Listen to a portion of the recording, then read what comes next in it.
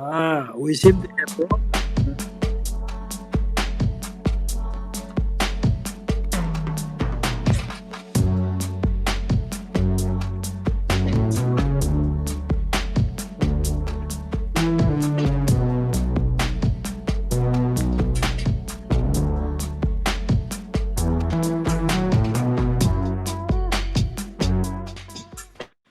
All right, good evening, good evening. This is Kenny Tan. We had late arrival by the guest tonight. That's why things were a little disorganized. We should be timely so we don't get into that situation where things are kind of disorganized, right? Okay, well, welcome to the Real Biz Academy's monthly real estate market update, Northern California edition. I hope everybody can hear me.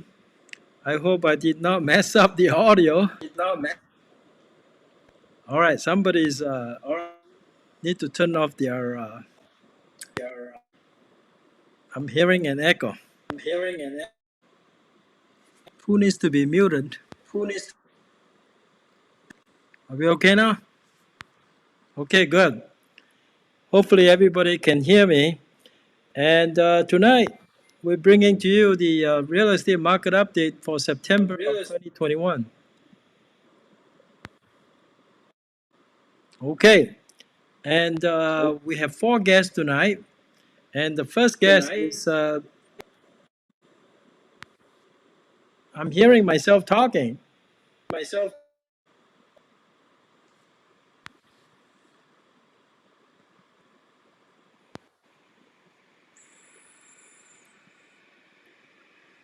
Okay, if you have your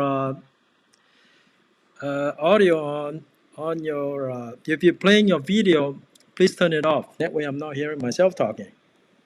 All right, the first guest tonight is Lily Garipova. And Lily will be guest number 1. And second guest is Jhoanna Cruz.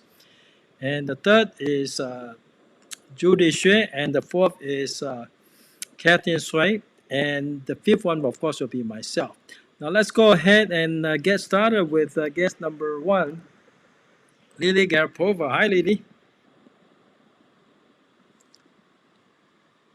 You are muted. Can you unmute yourself? You need to unmute yourself. We're not hearing you.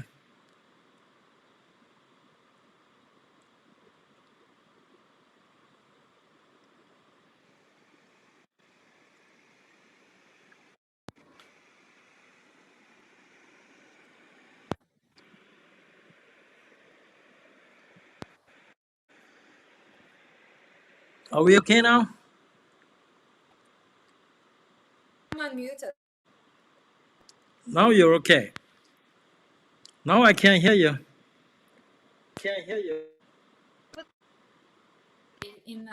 And I'm hearing myself talking.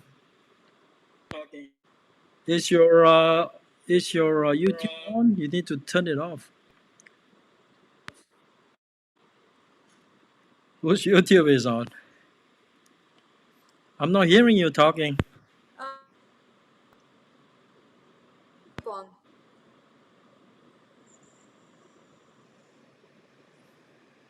All right, let's move on to Jhoanna.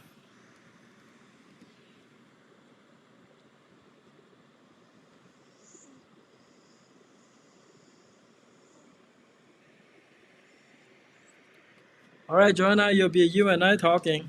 Are you able to hear me? I cannot hear you.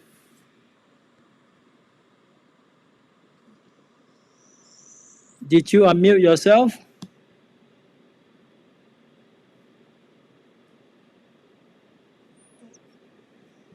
I'm not able to hear you talk.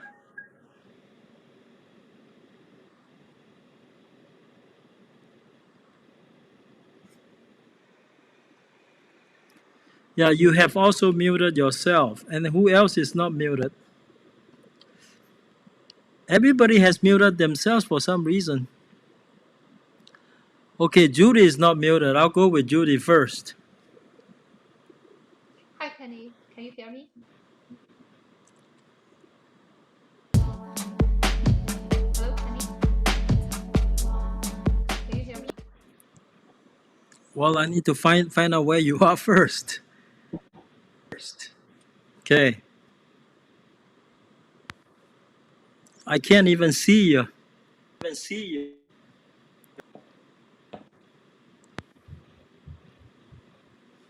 I can't see you. I'm not muted. Can you hear me? I can do. If you can see Okay. me. All right. Let's start with Kathleen first. And I'm hearing myself talking again.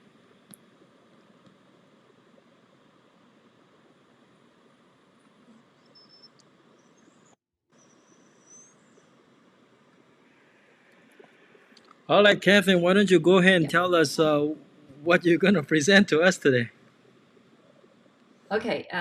Hello, everyone. My name is Kathleen with Syntemac Realty, and today I'm going to share with you the market updates in Bay Area, especially East Bay Tri-Valley area. So I can show you some interesting trend. So because there's rumors saying that maybe the market is going up or going down or going slow. So today, after showing you some trends, pictures, numbers, you can have a better idea. All right. Yeah.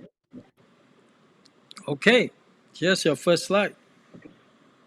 Yes, this is my first slide. This shows the market trend of the median sale price in 3 traveling cities.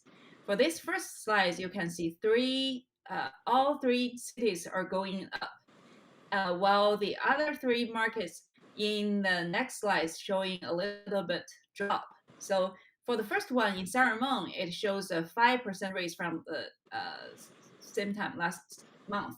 The median sale price reached 1.8 million, and in Pleasanton, it still shows a 6% increase, reached at 1.795 million. And for Dublin, it shows a 2.5% increase.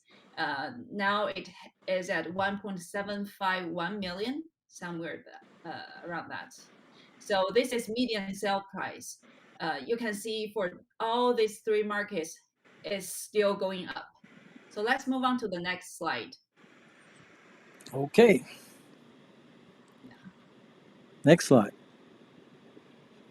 As you can see, these are the other 3 markets or cities in Tri-Valley area. They're Livermore, Danville, and Alamo. For all these 3 markets, you can see a little drop. So actually, for the previous 3 markets, it's more like the school districts are excellent. It's more convenient located, and also they're more tends to be more popular area. And for Livermore, it shows a 4% drop at 1.15 million, and Danville showing a 8% drop at 1.9 million. All While right. the May I Alamo, stop you right there? It looks like all 3 places we're seeing a price decline. What about the days on the market? the days market, actually the days on market still like mostly are 10 to 14 days, meaning that they will be get into contract within 2 weeks. So the market is still very hot. I have some other numbers to show you in the next slides. Only the median sale price showing a little drop in these 3 months. But you can see during the year, during the past 12 months, you can see there's up and downs. So let's keep an eye on that. I'll show you the number next month, and we can find a better trend to see if it's still dropping or it's raised a bit up. Yeah. Okay. Next slide. Next slide. So these are the activities on the market. For Saramon, the inventory is 23, while the sold property is 75, which shows a 0% increase or decrease. It remains the same from the month. And you can see the month supply. Sorry, I covered up one number, but all these top 5 markets are like 0.5, 0.3 to 0.6, which shows a very, very hot. So it's still from the month supplies, from the inventory, the market is still very hot. at this moment. Alamo, you can see, is 1.1 month, but still it is dropped from two plus months from the same time last year. So the market is still very hot at this moment.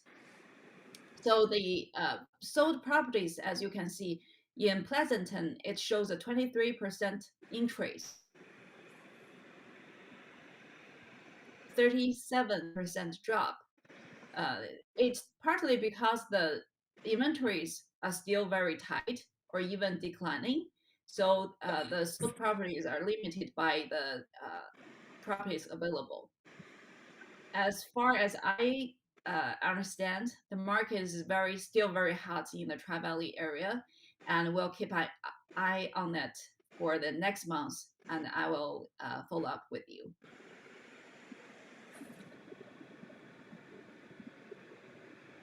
Hi, Kenny. That wrapped up my presentation. All right, thank you, Kathleen. We'll get back to you when we reach the end of the presentation. We're going to give a little conclusion. Now, let's go ahead and see if we can get someone else who I can hear. Let's see here. Who is available? Let's go. Me? Yeah, I can hear. You said Judy talking? Yes. Not Judy talking. Okay, let me go to Judy. Sorry about that. All right, Judy, it's your turn. Why don't you go ahead and tell us what area you specialize in and what you're going to share with us tonight? Hi, I'm Judy. I'm just a real estate agent with Center Mac in Sacramento area. So today I'm going to do a very quick market update in Sacramento's market right now. But actually, I don't have much to share today because this month has not much change compared to last month's numbers. Kenny, okay, this is the month of inventory. This month has 0% change on the inventory compared to July. So the inventory keeps the same. But for myself, I do feel the market cooled down a little bit because less competitions. On Monday, I have 2 offers just got into contract, and surprisingly, one offer, my buyer offers, is around 5,000 lower than the listing price. And at first, I thought, no, our offer can't be accepted, but somehow the listing agent still accept our offer. Compared to 1 or 2 months ago, I don't think the listing agent will accept an offer lower than the listing price if the listing price is reasonable. Kenny, could you please put on the next slide? Sure.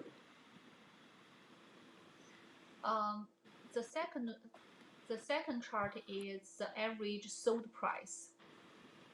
So we can see there is very slightly decrease on the average sold price. It's only dropped down for less than 1%. I think the accurate number is 0.9% for the average sold price. So for what I look, it pretty much keeps the same like last month. And also next slide is the average days on market. Kenny, could you put the next slide? So we can see there is a slightly increase on the average days on market from 15 days change to 16 days. But for what I look, it's not much change. So, but I still have a positive look on the right now's real estate market. I think for the buyers, which are good news, we will have more inventories. And as I know, we can start to evict the non-paying tenants on the end of September. Kenny, is that true? We can evict the tenants on the end of September, because before it was still undecided in California, right? Well, right now it's still undecided. even though they say September 30th, but I expect it'll be extended further.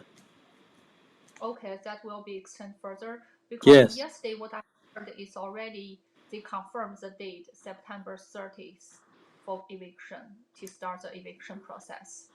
Oh, really? But Well, pandemic is not we will over, so I think there'll be most likely there'll be another extension. well I even there will be an extension. I don't think they will do a very long extension because we already dragged this whole thing for uh, over 6 months, right? Well, in New York, they're talking about extending it to January of next year. Wow. California is also, I think, we're going to see another extension, probably another 2 months until November. Wow. Feel bad for the to have for the owners who have not paying tenants. Exactly. But So they should negotiate a settlement with the tenant.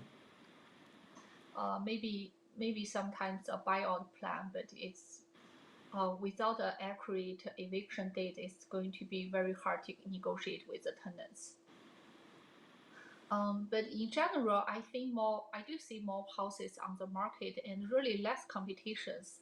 The two offer I accept is both are lower than the listing price this week.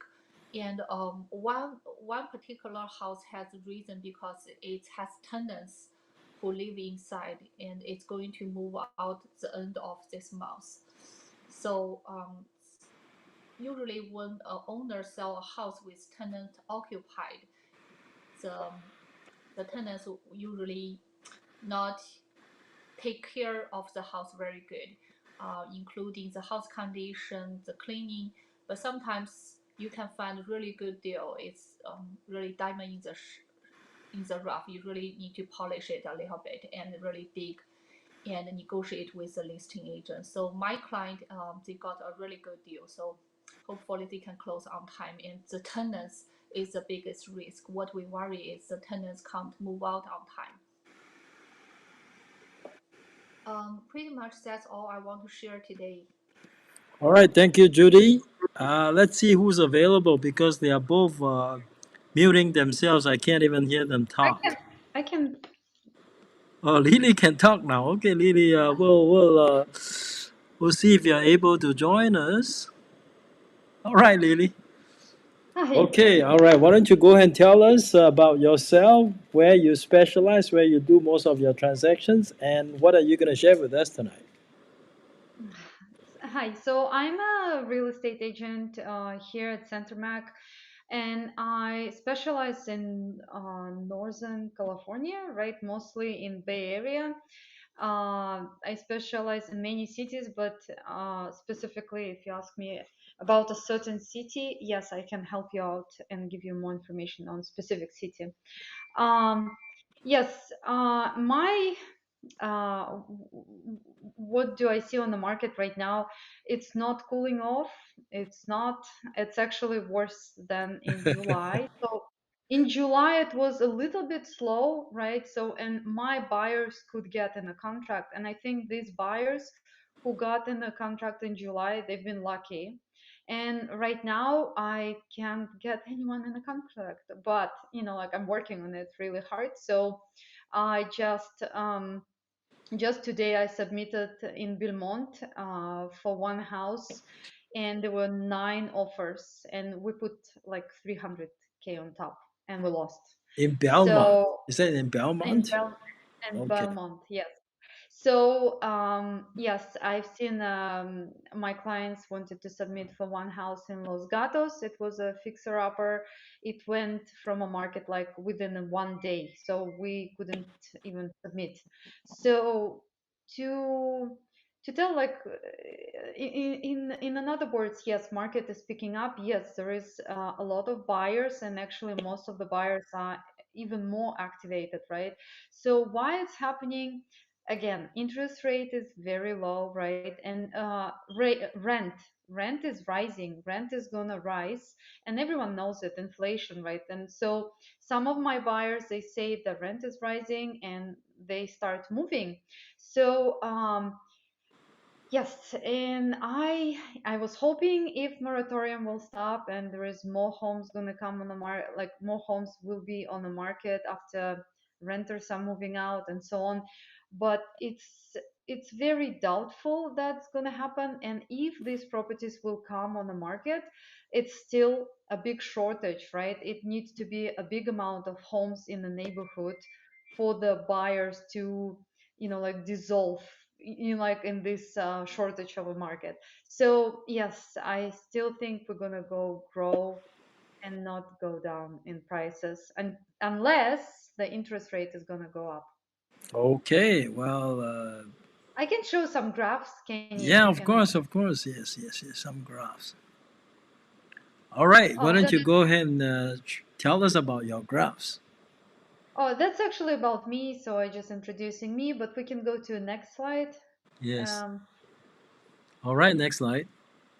Yes, in San Jose, very interesting market trend right now, right? So the San Jose market is actually becomes even stronger than it was before, right? It would be so let's say in a very short time, I think it would be very unrealistic to get a single family home in San Jose uh, under 1 mil, right? And everyone needs to realize it. We're gonna come in San Jose. San Jose comes very strong. Specifically, if you look what happens today, the price is going only up, and there is still room to grow. So basically, everything which is under 1 mil as a single family in San Jose, one day it's going to be 1 mil, right? And we're going very strongly to this direction.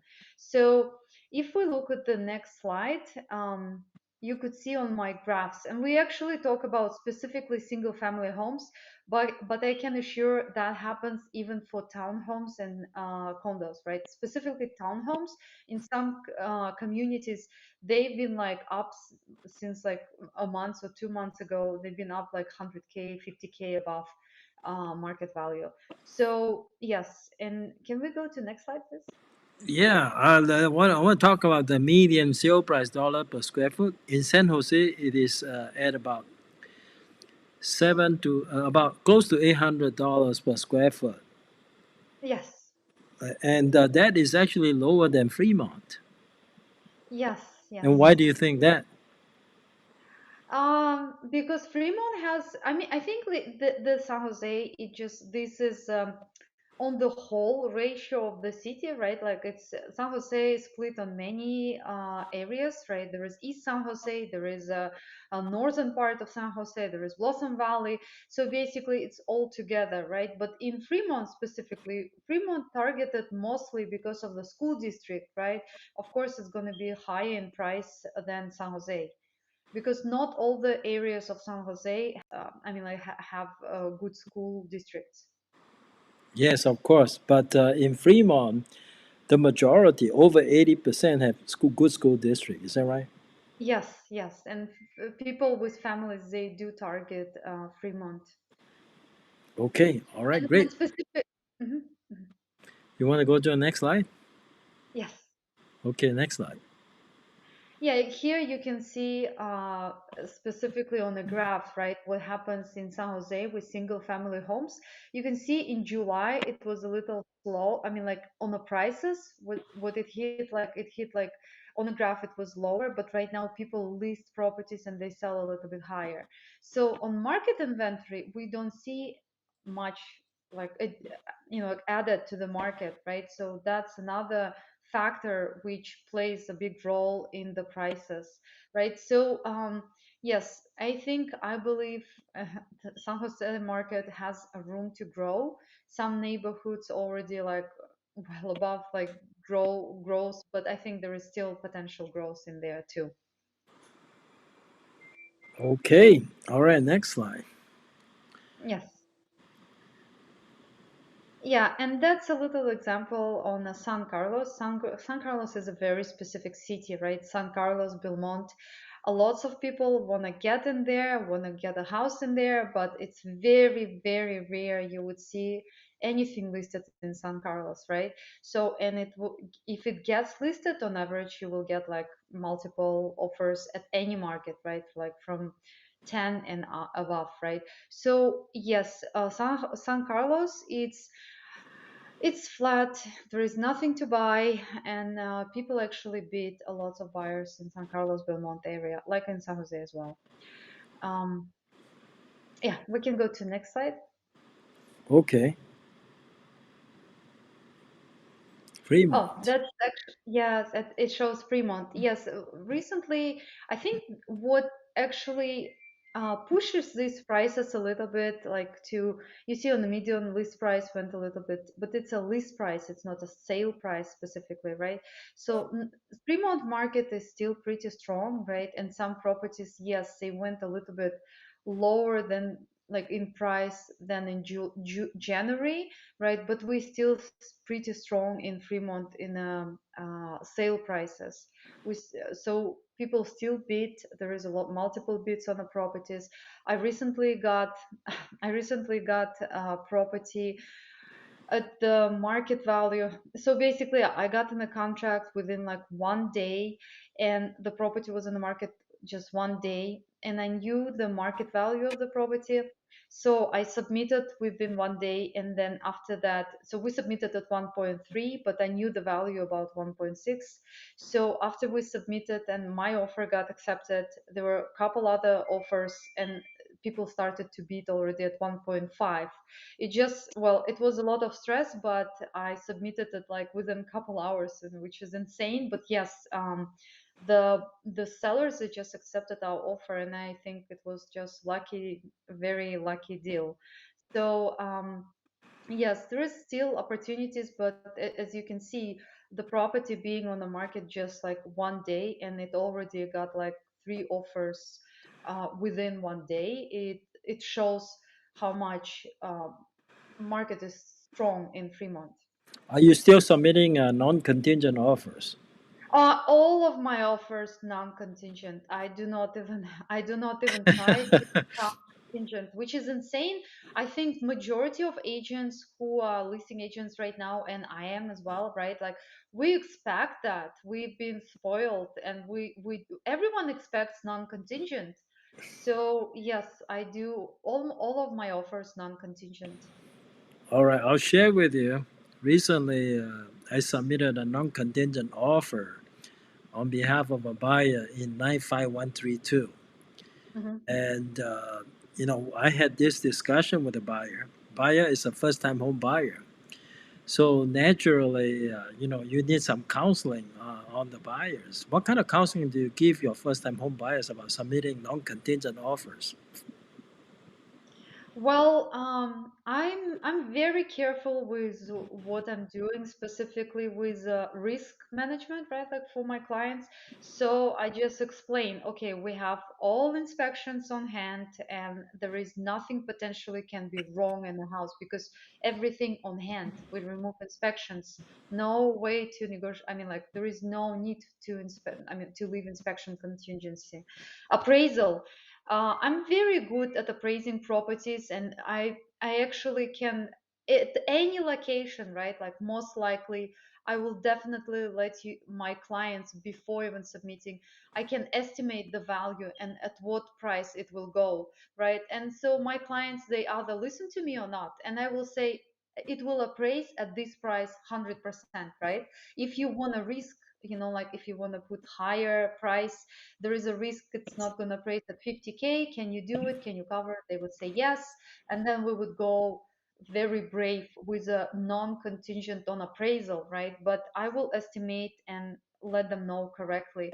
And on my loan side, right, like I always talk to my loan officer, and he will tell me right away. He will tell me these clients will get loan 100%, right? And I will say, can I remove a loan for them? He will say, yes, go ahead. If he has a little doubt, he will say, no, please don't do it until I will, clarify one item. But yes, like every time I go non-contingent, I will talk to my clients about all the potential risks and try to minimize the risk. Yeah, it seems like, the last 10 offers that you submitted, they have all been non contingent. And Yes.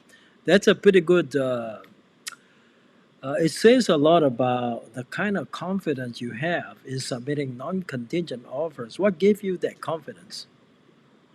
Well, I do know how to read the reports. I mean, like, I'm very good at reading the reports and noticing very major issues in a house. And I can estimate directly, like, how much some items can cost to my clients. And then if there is like little items, I would say, like, please just don't pay attention to this. Let's move on because there is like 10 buyers submitting for this house, and you have to be, to understand the situation here. So, and appraisal, again, the valuation, I do very thorough valuation before suggesting any price to my buyer, because I will look at the comparables. I call the other agents, I call pending listings, I call the ones which are supposed to close really soon. I talk to the agents around, right? I make my market analysis very thorough, so I know at the exact price it will possibly will appraise, right? So I never so far I never made a mistake on my appraisal valuations. Okay, well, that's called experience. All right, let's go ahead and move on to the next slide. Yes. Yes, and that's just another graph which shows a median listing price for single family homes, right? So in Fremont, we see the growth. And again, July, people who submitted in July probably been very lucky all over the Bay Area. So, and market inventory right now in Fremont, it's catching up a little bit. But I would say, like a lot of properties I would see all over Bay Area. Some people, like I will see these spots all over Bay Area in multiple cities. I think people, like agents, they talk to the sellers, and potentially some sellers start moving. And yes, there is some movement and some addition of the listings to the market, but it's still not enough. We're still short. Like the buyers who want to buy, We got it's a still question for you. We yes. got a question from the audience. Will the pending sales reveal the approximate price it was sold? That's a good question. Will the painting sales reveal the approximate? I mean, if I don't get the question. I mean, like, if the painting sale, basically, yes. If I call the agent and I will ask nicely, so yes, they will. If some agents, they can tell me at what price they pending, and some agents, they don't want to tell it directly, right? And I would say, okay, are you pending above 1.2? And they say like, yes, we penned about 1.2. And they said, do you pend below 1.3? They would say, yes, we penned below 1.3. That's why I kind of estimated what price they will close. Okay, well, if you ask more questions, you get more information from the listing agent. That's usually the case. Yes, yes, All right, yeah. Mhm. you want to go to the next slide?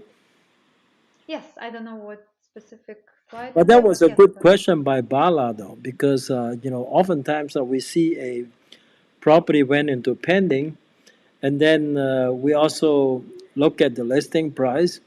Looking at the listing price, we can kind of figure out, okay, if it went into pending very quickly and the price is much below the market value, they use the bidding war strategy, and the final price is going to be much higher, especially if it went into pending so quickly, right? Yes, always, always. If it went to pending, I mean, not specifically always.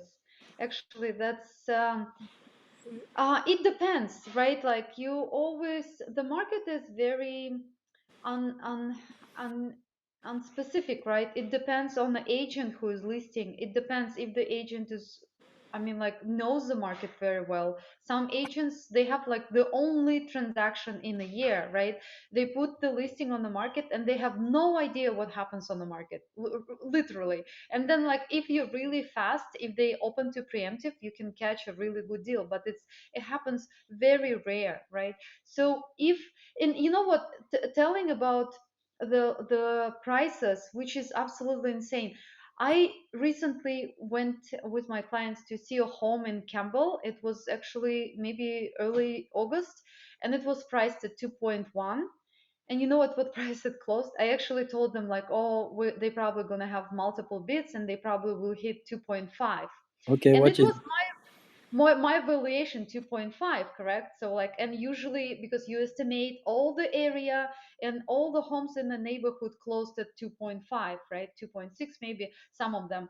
And I just recently saw at what price it closed, and it closed at 3 mil, Oh, right? So it's which is insane. And I looked at yeah. it, and it has no comparables supporting it, which is Oh, absolutely insane. And market right now is very unpredictable, right? Like, I would protect my buyers, but some of the buyers come so strong and they just overprice every rational buyer, and it still happens sometimes, right? And I it's very surprising actually, but yes.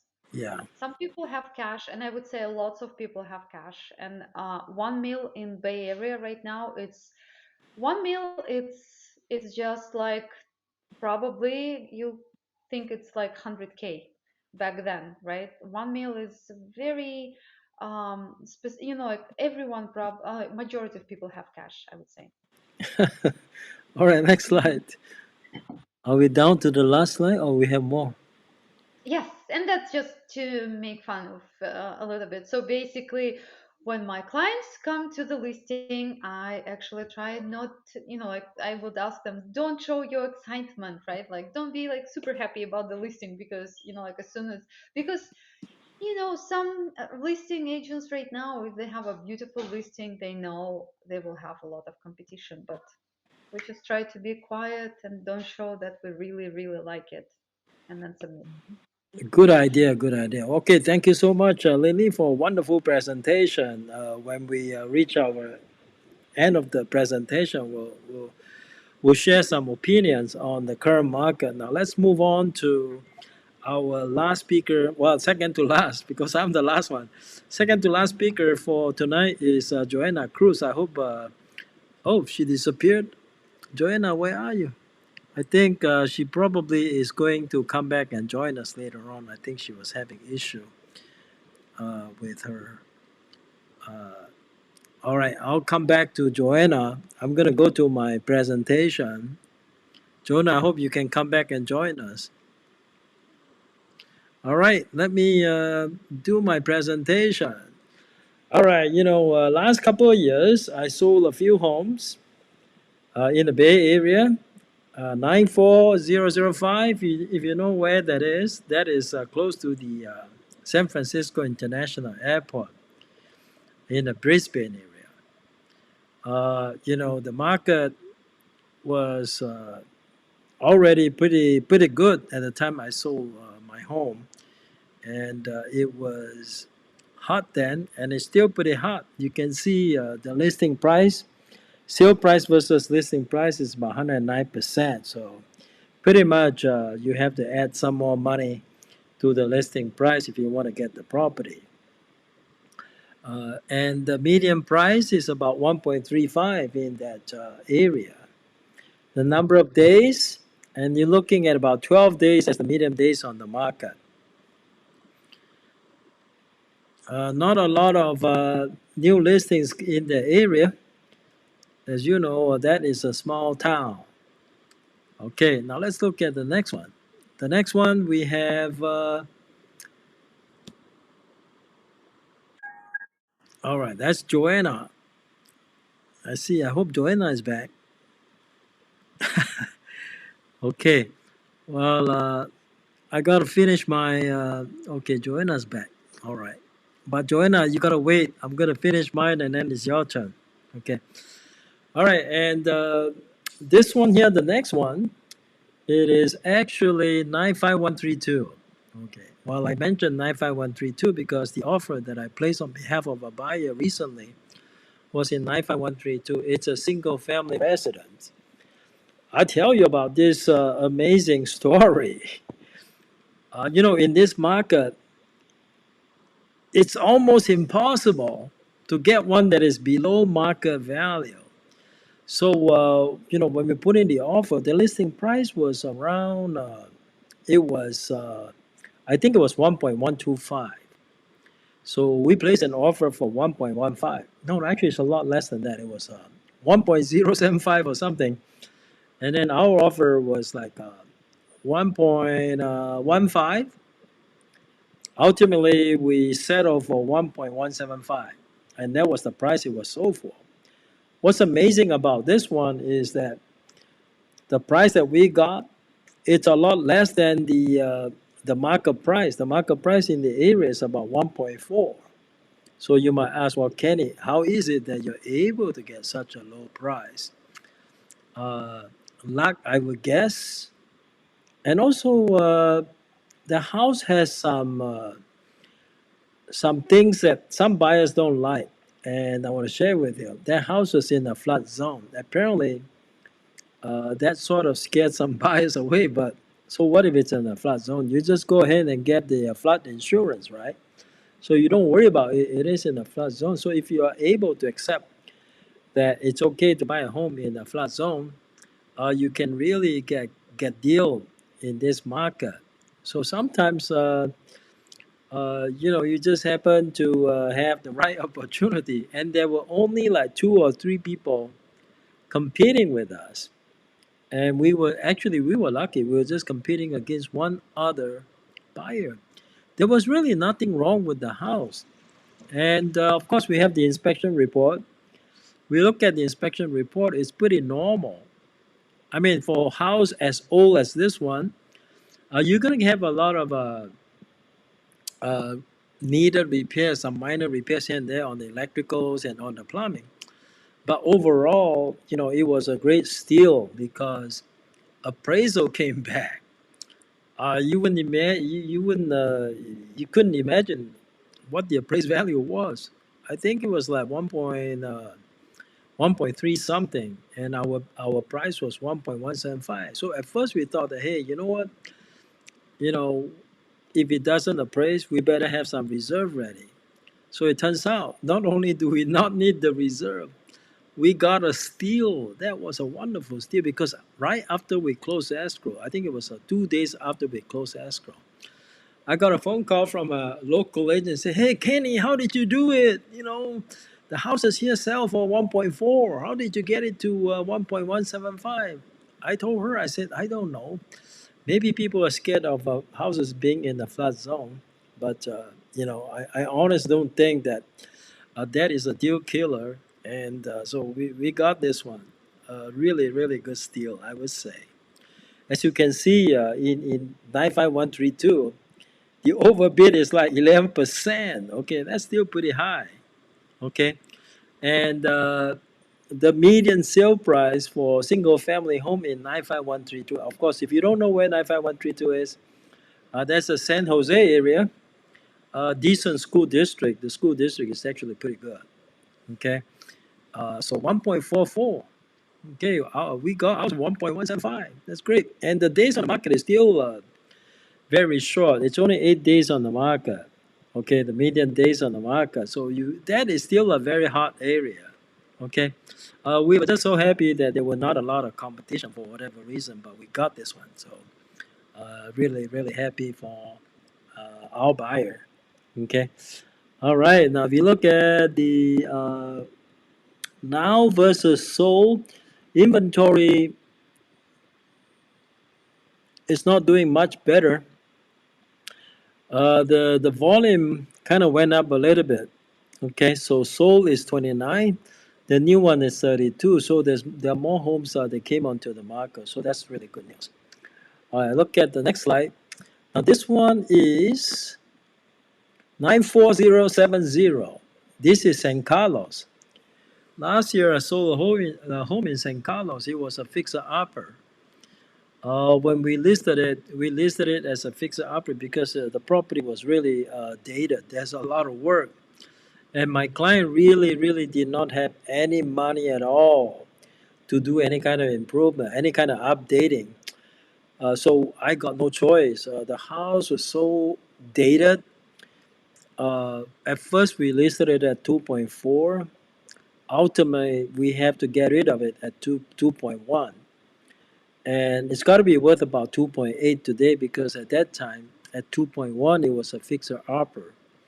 So before we settled for 2.1, there were a couple of fixer-upper investors who approached me wanting to buy this thing for, well, at first one guy placed an offer for 2.3, but he backed out. He felt that it was too expensive because for their house, if you want to fix it up nicely, it's probably going to cost about close to 250,000. So if he gets it for 2.3, he doesn't have a lot of margin because he would have to sell it for 2.8. But back then, uh, we did not have a crystal ball. So it was, my estimate was 2.6 at that time, but today it's got to be worth about close to 3 million by today's standard. Okay. So price has gone up a lot in 94070. You just look at the ratio, 113%.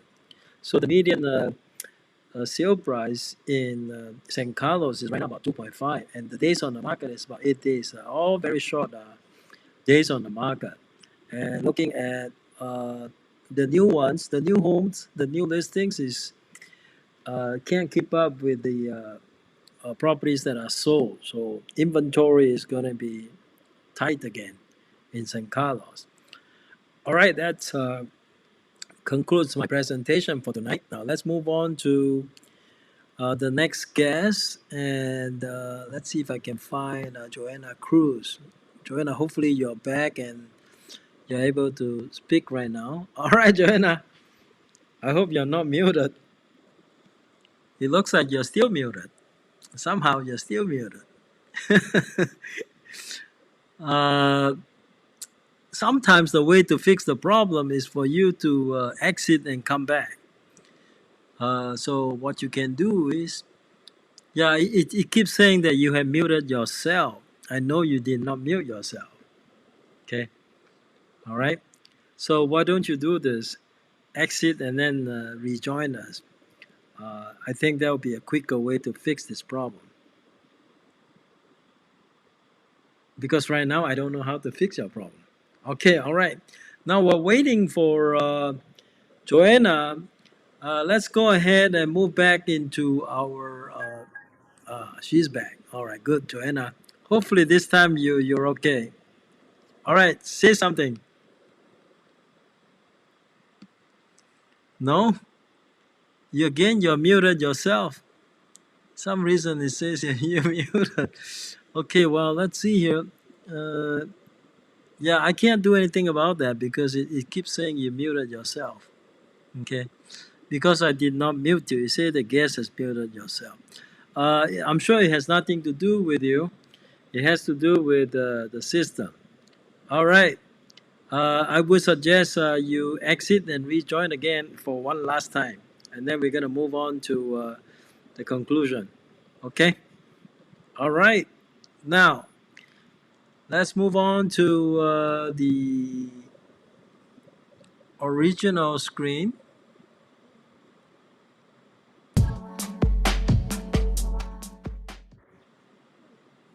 Things are not working great tonight.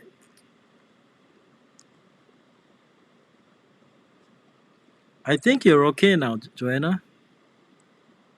It says you muted yourself again. Okay, don't worry.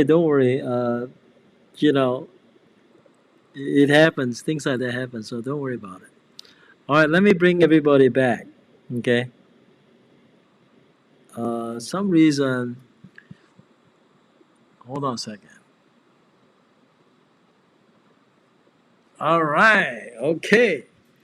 Now we're back in where we started. Okay. Now I want to share with you. I think there are certain things about certain types of homes that don't appeal to buyers. I just share with you one such home. Flood zone. You might be able to find less competition if the house is in a flood zone. Okay. Now, let me see if I can ask the experts a few questions. I will share with you. I frankly do not think the moratorium is going to end on September 30th. I'll be surprised if it ends on September 30th. So be prepared that it will drag on much longer.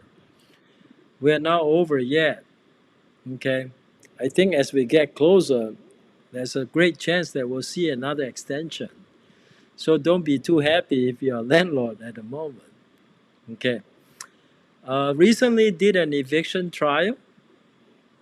I did this one even though I retired, but I did that one because it was my own listing, helping my landlord, my seller, resolve the tenant issue. I'll tell you, I don't know the result yet. I have not received anything from the court yet. When I receive, I'll share with you guys the next time. So what happened at trial?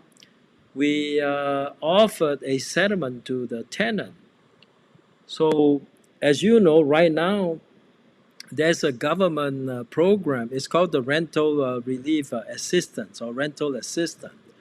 The landlord can work with the tenant to apply to the to apply for rental assistance. But if the tenant does it himself without the landlord's participation, maximum they can get is 25%.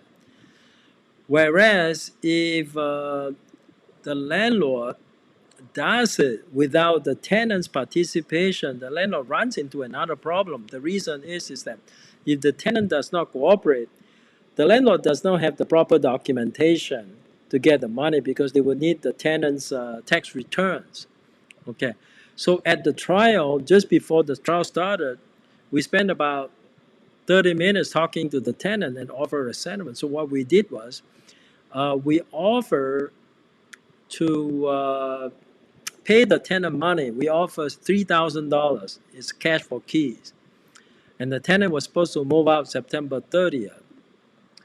And then we also offer to give the tenant additional incentive. The incentive was if the tenant jointly apply for the fund with the landlord, whatever money that we get will apply to the past owed rent. However, the landlord was willing to give the tenant even more incentive. If the landlord gets more than 80% of the money toward the total rent that is owed, we're willing to give 20%. That is in excess of the 80% to the tenant. We offered that to the tenant. The tenant said no. What the tenant wanted was, they wanted us to forgive the rent 100%. Of course, my landlord was not willing to do that. Even the government is not willing to say, yeah, the tenant's rents are waived. So in the end, there was no settlement. We actually went to trial. And I will share one thing with you though. You know, during the pandemic, you cannot evict the tenant for non-payment of rent. However, you can evict the tenant if you want to get out of the rental market. You want to withdraw the property from the rental market. You can also end the tenancy if you yourself or your relatives want to move on to the property. That is the second reason. The third reason has to do with the sale of the property, and you have already found a buyer. Okay. And not only must you have found a buyer, you must have entered into a purchase contract with the buyer. When we gave them our 60-day notice, it wasn't based on non-payment of rent. The box that we checked was withdrawal from the rental market. So at that time, I thought, well, isn't the sale of your home a withdrawal of the property from the rental market?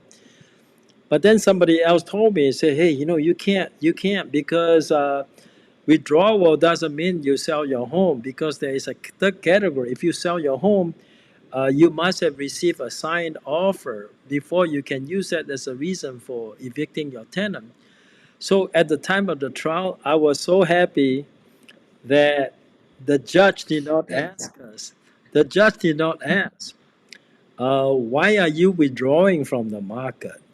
The judge didn't ask, because if had the judge ask, it would have been a tough situation, because at first we put the for sale sign at the property, I mean, if the tenant was smart, the tenant would have argued to the judge, "Hey, Your Honor, there was a for sale sign in front of the house."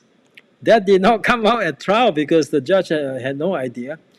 The judge didn't even ask. The judge basically asked my client one question: after you withdraw it from the market, do you still plan to rent it? Obviously, my client is going to say, "No, I don't plan to rent it."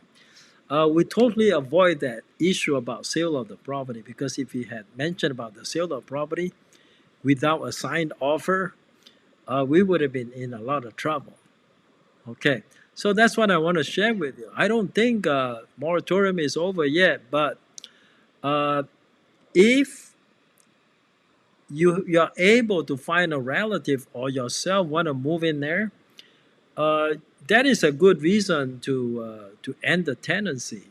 You know, for example, if you have two properties, one of them you currently live in, and the other one is rented to this tenant, right? There is no law that says you can't decide to move from your present residence into the rental, kick the tenant out and move in the rental, and then your primary residence, you use it as a rental instead. There's no law that says you can't do that. In fact, you can do that. Unlike San Francisco rent control, in San Francisco rent control, you can't do that. You cannot move from your primary residence into the rental and then rent out your primary residence. San Francisco, you can't do that. But under this law, there is no restriction. So that is a thought. If you have a landlord who has more than one properties, they basically just swap. One of them, the primary residence become a rental, and then the rental becomes the primary residence. Okay, that's all I need to say. And Lily, Next. all right, why don't you give us an outlook for the next 6 months for the Bay Area housing market? I can't hear you. You muted yourself again for whatever reason. Everybody Well, muted. Okay, I can hear you now. Good. yeah, that's a tough question to reply to, right? Like, what the what's the prognosis for like 6 months ahead, right? I don't know. I think nobody knows. Nobody knew how it's gonna turn during COVID, at the beginning of COVID, and I just would say I know that I think Fed's meeting at October, right, to give the to think about if they will raise the rate or not. I think if they will raise the rate on loans, right, then we will see probably a little draw drawback in prices, but it's not going to be big because all these prices on a in real estate in Bay Area, they already fixated, right? So basically, if the interest rate will go up, there is going to be only a small percentage of people who will drop from this market, right? So because some of the clients whom I have, they say we don't care what the rate's going to be, we just care how much money we'll get from a bank. They don't care if the rate is going to be 4, if the rate is going to be 3, right? Mm-hmm. They just care how much they can get for the loan. So, and majority of people think this way. So a little percentage of buyers will stop buying because for them on a mortgage bills like even $200 a month, it will make a big difference, right? So, and that will make less competition on the market, but it's still going to be competition. Some people still will bid. And so, in this, like, probably will make the market not go down, right? But it's just gonna correct, like, people not gonna overbid, like, right now, if the rate is gonna go up. That's just my thinking. But if the rate is gonna stay the same, which is going to keep growing. I mean, like we just keep growing to the direction only up, right? Yeah. And the other scenario which I would see if the properties which are rented with moratorium, more properties will come on the market. That's what people expect, right? It's gonna have a little effect as well. We're not gonna grow as fast, and it will give like let's say like there's going to be 10 homes on a neighborhood instead of two. That will make a big difference. but it doesn't mean the price is gonna drop. It just we're not gonna see bids like insane, right? Yeah. They will be maybe like today I submitted literally 300K above asking price, Mm-hmm. right? And we lost. So, right, and it doesn't.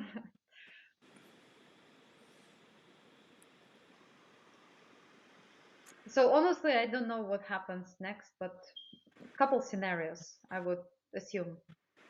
Okay. All right. Thanks for your opinion. Joanna, if I can hear you, it's your turn to express your opinion. Okay. Looks like we're still having technical difficulty with Joanna. That's okay. That's okay. We excuse you tonight. Now let's go to Judy. What's your outlook for the next 6 months in Sacramento? Same thing. You're muted. Everybody's muted for whatever reason. I don't know what happened. Okay. Uh, you shouldn't be though. You're not muted. I think it's your audio. Oh, you muted yourself. Okay. All right, let's go to Kathleen. What's your outlook for the next 6 months in Pleasanton, in the Tri Can you hear Valley? me? Yeah, I can hear you. I think the market is still very hot in the Trevally area, and but I think we can see as the COVID stabilized or everybody's life has been back to kind of normal life, we can see more trend of the seasonality in this market. I think during holidays and people is traveling a little bit, so maybe we can see some seasonality factors in the next 6 months. All right. Thank you, Kathleen. I'm going to answer Bala's question. He said, in this scenario, how many years can we put it back into the rental market? All right. Uh, that is actually a good question because once you decide to withdraw it from the rental market, at the time you made that intention, well, you made that decision, you must have no intention of putting back on the market. That's the purpose of it. If you intend to put it back in the market in a short period of time after you withdraw it from the market, you may face a lawsuit by the tenant. So there is no definite answer for that. Okay. Now let's say you withdraw it from the rental market, and then you put it back 10 years from now. Okay, that is it is harder to prove you had bad intention at the time you withdraw from the market. It's quite possible at the time you decide to withdraw it, you did intend to withdraw it. So the longer it takes you to put it back on the market, the better it is. There is no definite answer for that. Okay. Well, let's see who else has answer. Uh, yeah.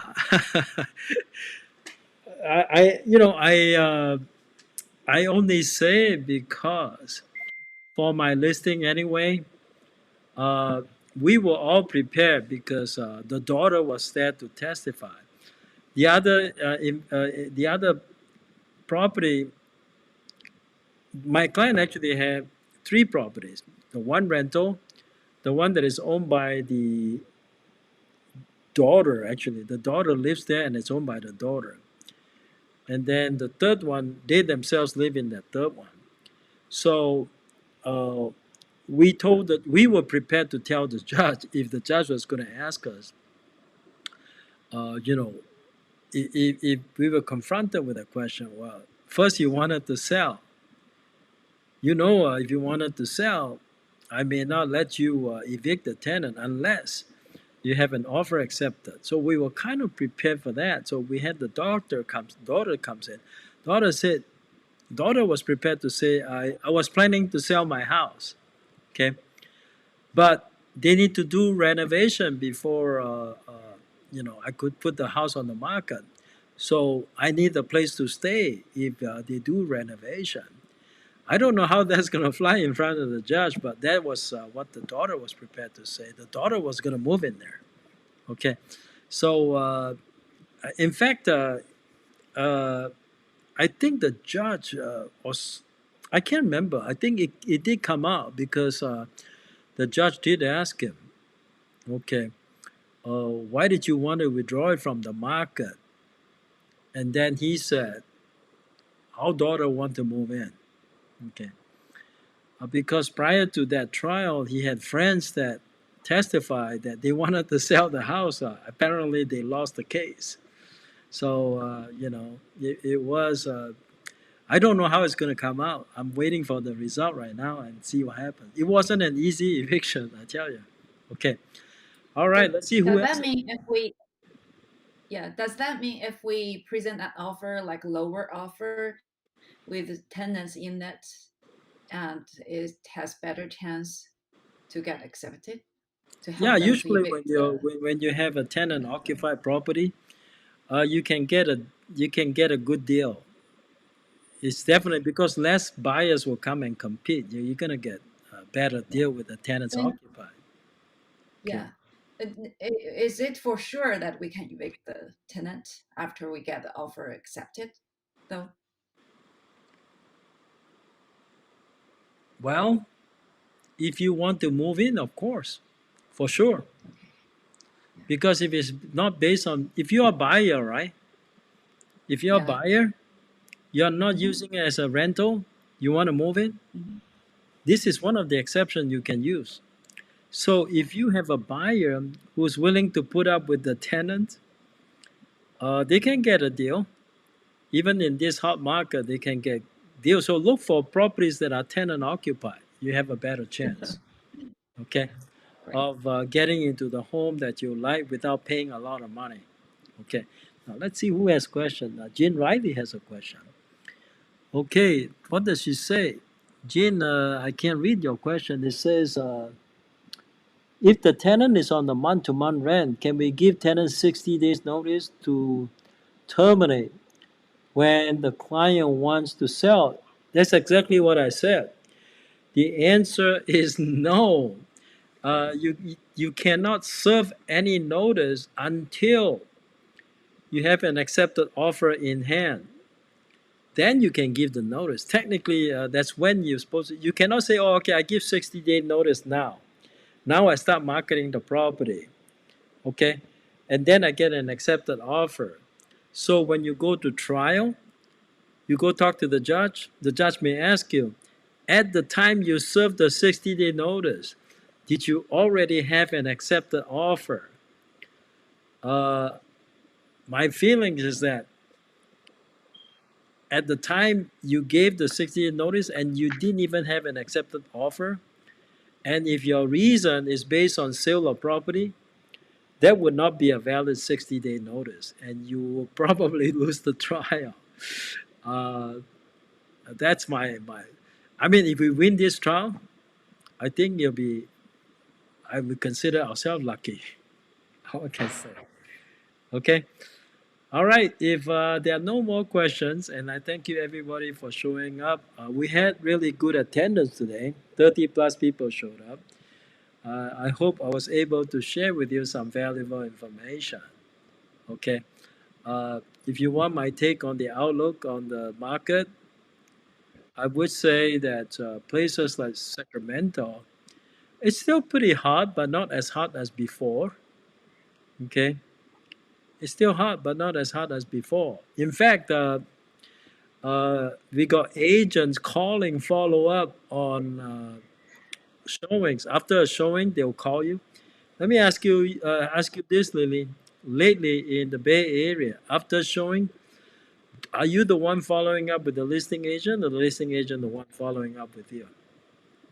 Me, always me. Lately, yes. In July, I noticed some people have been following me, but right Yeah. now I'm. Okay. All right. So looks like everybody is ready to call it quit. And I thank you everybody that is in the chat room, and thank you for all the guests. I am so sorry, Joanna. I don't know what happened, and I don't know how to fix that. Hopefully, we have better luck next time. Today wasn't a good day. Okay, so if you still like today's program, please give us a thumbs up. If you don't like the today's program, I promise you, next time we'll be more prepared. Next time I'll have the guests get ready half an hour before, so they'll be more prepared. We wouldn't have any glitches like this. Okay. All right. Thank you so much, all the guests, and everybody did a great job. Okay. We love to share information like this. And 2 weeks from now, we're gonna have our Southern California edition of the market update. I will see you guys then.